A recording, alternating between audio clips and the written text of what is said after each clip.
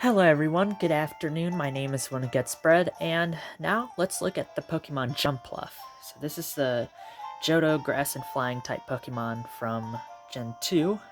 It evolves from Hoppip at level 18, then as a Skiploom it will evolve into Jumpluff at level 27. So it's a very early game Pokemon you could probably use if you're in Heart Gold and Soul Silver, or if you encounter it early in the game somehow, you could easily evolve it. I remember you could catch in Kalos pretty early on as well.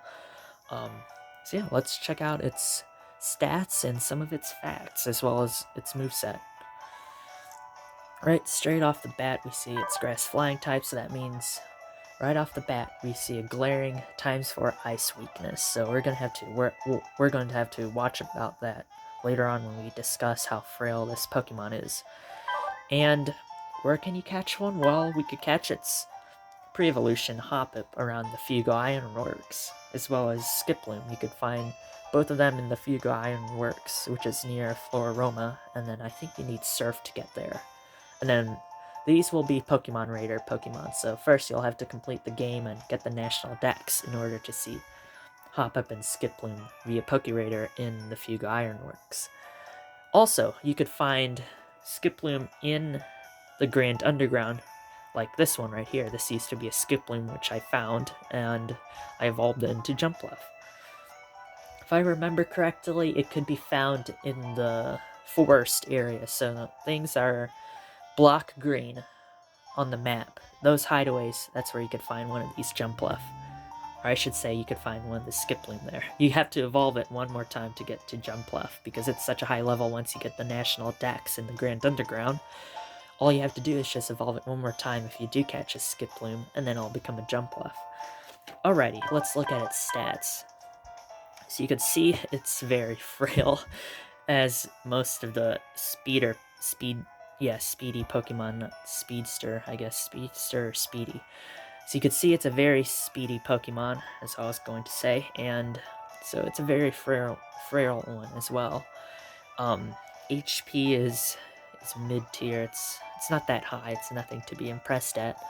The defenses are pretty low as well. Maybe the special defense and the defense are a little bit surprising because they're still like 100 plus, but there's nothing really to see here except for its speed. That thing on this one specifically, it's almost at 150. This thing is fast.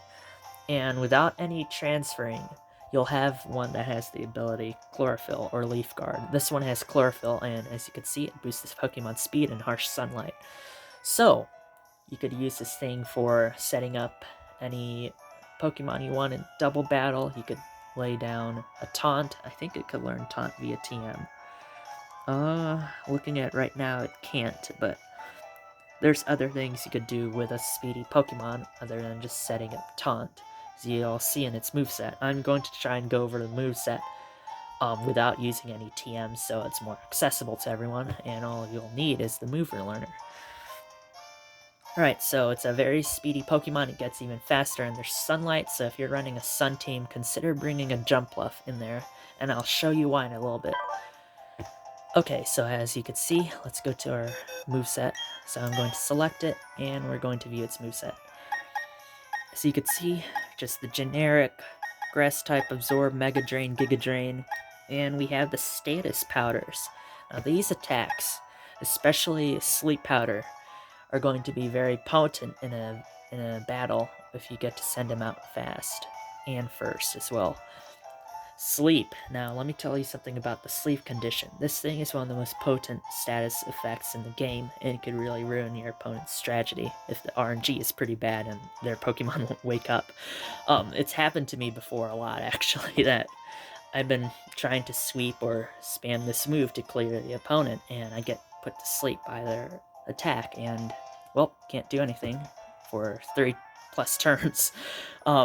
It really disrupts the strategy of the opposing Pokemon, so really consider putting the Sleep Powder on this Pokemon.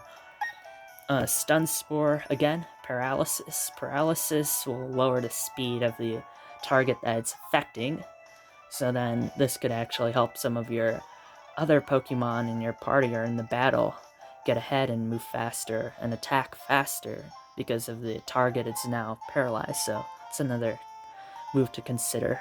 I don't really like using poison powder on some of the Pokemon that can learn it, because you could just put toxic on something better in your team instead of poison powder. But sleep powder is pretty good. It's worth considering. We have Leech Seed, Bullet Seed.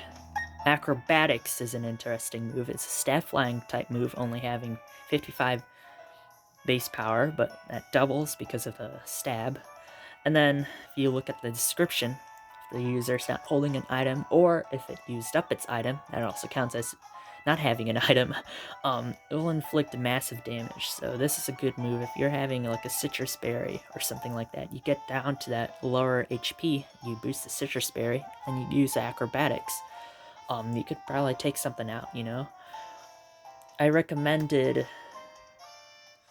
seen it recommended. I don't recommend it because I don't really know too much about competitive, but I've seen it recommended back then where you pair acrobatics with the flying gem, because the flying gem in black and white will boost its power if it's using a flying type move. So you boosted acrobatics, and then the flying gem goes away after one use. You still have a boosted acrobatics. You could spam that thing on certain Pokemon. I know people put it on Drifblim and some of the other regional bird Pokemon as well. They give it acrobatics. Why? Because it's such a good move if you don't have an item, or if you already used up the item like a citrus berry or something like that. Also, I'm going to go back to the move in the Drifblim video because there's a strategy that used to be used with it and its certain ability Unburden, but more on that on the Drifblim episode. Anywho, yeah, there's acrobatics. So again, if you're using an item, citrus berry or something like that, focus sash to put some of these status down, and then switching out or whatever you plan to do, and then you get your acrobatics boost after it, as well as if you had the chlorophyll up. So if it's in harsh sunlight, you're going to be moving faster. You could put down whatever you want to do, hung on to the focus sash, then it'll be used up, acrobatics, and you might be able to score a KO. There's Cotton Spore again, it just lowers speed stat, so again, it's just laying some support, maybe on a double battle, because it clings to both of the opponents, so you could use this thing in a double battle and really mess with the opponent. They're going out here, like blazing, they're speeding everywhere. You use your Cotton Spore, you could even throw down maybe a Stun Spore if you're lucky enough. There, now you're moving faster than them because they're under paralysis, which is lowering speed, and then the Cotton Spore is lowering it even further down. So there's also U-Turn again if you're switching around, you want to bring out another Pokemon and do damage. Recommend U-Turn. Also, if you have Leech Seed up and then you use U-Turn, the new Pokemon that switches in will gain the effects of Leech Seed. You also have Worry Seed, which could also change the ability to Insomnia. So if you have a Pokemon on your party that has not such a good ability, I've seen sets that are trying to remove Slaking's Truant, so you could put something else on it, like a Gastro Acid plus a Slaking, and that'll get rid of Truant, and then you could just spam whatever move you want with its high attack stat. You could do the same thing here with Jumpluff, I think, with some Pokemon that you don't like their ability. Use Worry Seed on them. There, they can't use it anymore. Alright, so the moves I actually have on it right now are Rage Powder, Giga Drain, which I might replace with something else. I'm still thinking what I should replace it with, but I have Rage Powder, Giga Drain, Bounce, and Memento. So some of these moves are actually egg moves, but since you could catch most of these Pokemon in the Grand Underground, you're bound to run into some egg moves that are useful for competitive, so I'm just leaving those in these guides. So first off, we have Rage Powder. Now, Rage Powder is a bug-type attack and won't affect a grass-type Pokemon in certain abilities. But what it'll do is when you're in a double battle, all the Pokemon will only attack or target the Pokemon that used Rage Powder. So if you have...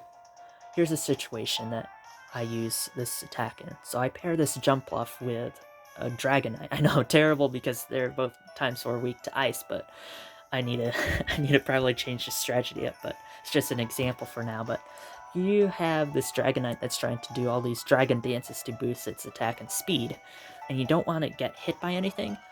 Tell your Jumpluff to use Rage Powder. So all these attacks from the opponents or status moves or whatnot will attack the Jumpluff. and your Dragonite's free to dance until the sun comes down. You know, you could boost that thing by Dragon Dance, maybe even just twice or even once. You're able to knock things out with Outrage. So yeah, Rage Powder is very good move. You've seen it before if you follow the competitive scene on Among Us. Not the game Among Us Sus, but the Pokemon Among Us, which is that mushroom thing that looks like a Pokeball, and it like does some crazy things in competitive sometimes. Um, it's because it's one of those targeting moves that you could literally augment where the moves end up on the opposing side or on your side. Like Follow Me, for example, another move used by Togekiss in competitive. Follow Me has kind of the same effect. All the Pokemon's attacks from the opponents are going to be directed to the user.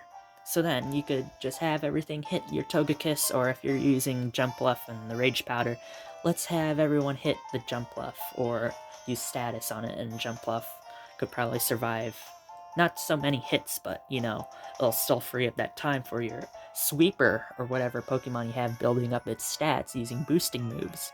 Then that thing could just storm everything on the other side if you would want, because it has all those boosts and it had all that free time. So we're just going to keep boosting and boosting and boosting, and then bam, here comes the tornado, and it's going to ruin everything. Or here comes Outrage, here comes whatever move you want to do, and you'll be able to sweep. Alright, so Giga Drain, again, it's just a healing move, you know. You take some of the nutrients from the Pokemon, you give them to yourself, yeah, you're healed.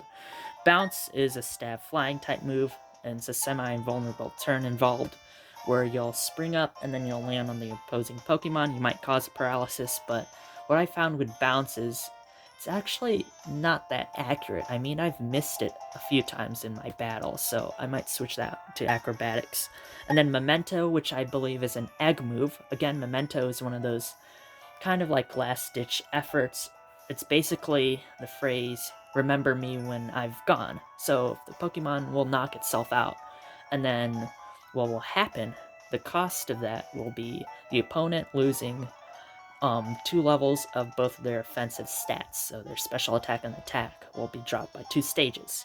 So it's like really a memento, like remember me by these stat drops as I go away and faint. So yeah, so Memento is a fun move to just like mess around the opposing Pokemon if they're boosting a lot, or if you want to make more of a favorable condition to switch in one of your other Pokemon that you plan to use. You could also use Memento in that situation. I recommend using Memento if you know that you're going to be knocked out in the next turn anyway, so you might as well get something out of it by using this attack that will lower the Pokemon's offensive stats in order to bring in one of your other Pokemon, then they have less of a pain to deal with because the Pokemon's already weaker and offensive. Alrighty, so that was a Jumpluff guide for all of you. Hope everyone enjoyed this video, and please be sure to drop a like on my Twitch, which is twitch.tv/whenitgetsbread, for more Pokemon content and streams. Until then, hope everyone has a wonderful day, and I'll catch you all later. Take care. Thank you for watching.